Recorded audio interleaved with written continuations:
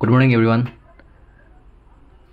एक और new video में तो बिना कुछ किए स्टार्ट कर लेते हैं हमारे वीडियो पे। तो आज का वीडियो JEE के ऊपर में होगा। इसमें जो जो इम्पोर्टेंट क्वेश्चन है आज हम लोग डिस्कस करेंगे। टॉपिक होगा इंजीनियरिंग मैकेनिक्स। ये सब question exam point of view के लिए बहुत इंपॉर्टेंट है, तो आप एग्ज़ाम के आगे ये ज़रूर देख के जाना। तो पहला क्वेश्चन देख लेते हैं। The term force may be defined as an agent which produces or tends to produce, destroys or tends to destroy motion. तो ये आंसर होगा agree. So our second question is a force which acts on a body may number 1 change its motion, number B balances the force already acting on it, C give rise to the internal stress on it, D all of these. So इसका answer होगा all of these. Moving forward to our question number 3. The question is, in order to determine the effects of a force acting on a body, we must know. तो इसका answer भी होगा फिर से all of these. Magnitude of the force, line of action of the force, nature of the force, that is whether the force is push or pull. So moving forward to the next question. The question is, the unit of force in SI system of unit is, जो हम सब लोगों को पता है, answer is number C, Newton. Our question number 5 is 1 kg force is equal to 9.8 Newton. It will be our question number C. So moving forward in our question number 6, a resultant force which produces the same effect as produced by all the given force acting on a body will be A, true. So moving toward our number 7 question. The question is, the process of finding out the resultant force is called composition of forces. So moving toward our question number 8. The question is, the algebraic sum of इसका question होना चाहिए the algebraic sum of all the resolved parts of a number of forces in a given direction in the same direction. This is known as number B, principle of revolution of forces. So moving toward our next question. The question is, vector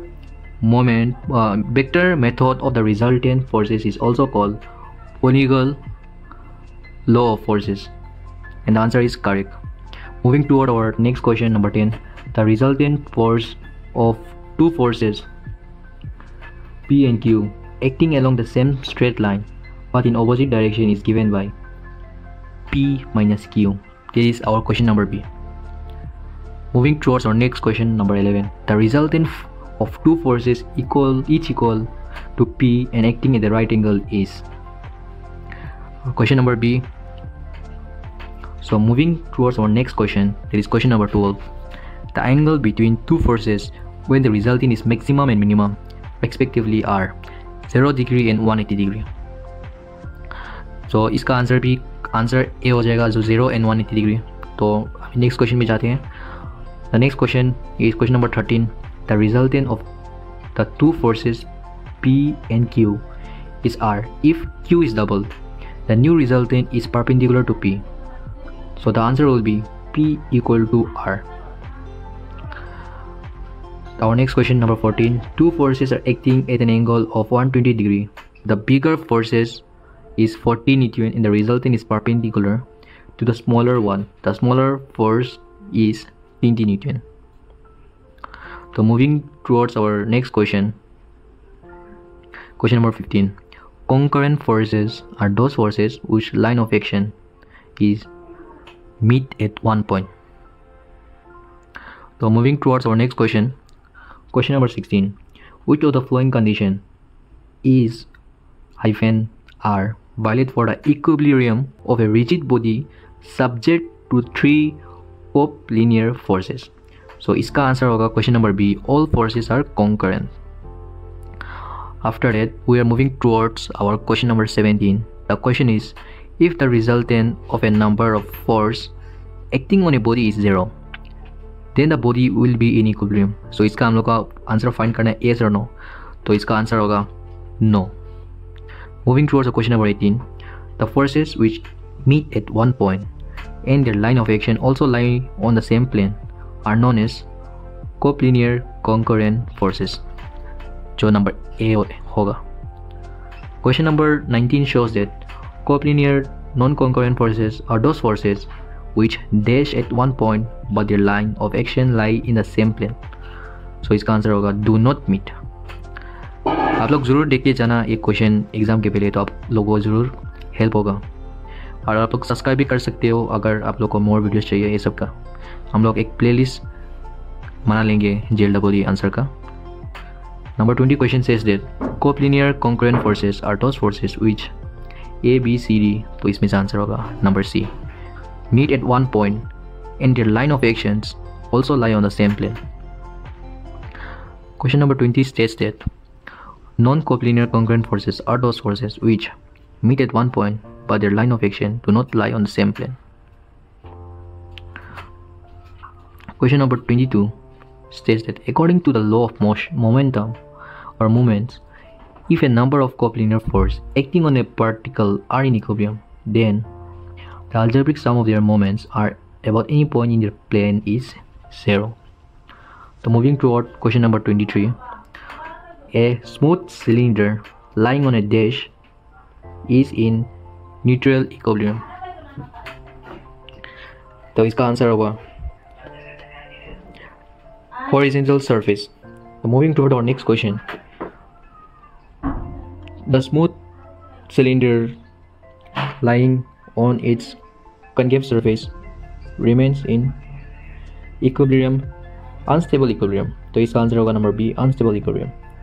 So moving towards our next question, a couple can be balanced by number A force, number B A moment, number 3 A torque, number 3 n equal and opposite couple, तो इसका answer होगा n equal and opposite couple.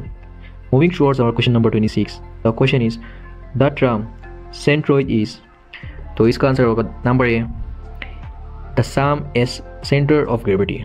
So moving toward our question number 27, the question is the center of gravity of a triangle lies at the point where its median intersects each other.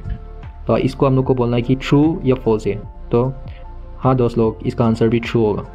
तो moving toward question number 28, the question says that the centre of gravity of a hemisphere lies at the distance of 3r/8 from its base measured along the vertical radius, तो इसका answer भी answer होगा right. तो moving toward our question number 29, the center of gravity of right circular solid cone is at a distance of dash from its base measured along the vertical axis, तो इसका option है h/2, h/3, h/4, but इसका answer होगा number C, h/4. So moving toward our question number 30, the question says that the perpendicular distance between the diameter of semicircular area to its centroid as given by question number A 3r/8 pi, question number B 4r/3 pi, question number C 3r/4 pi, question number D 5r/4 pi, and the answer will be 4r/3 pi. That is question number B.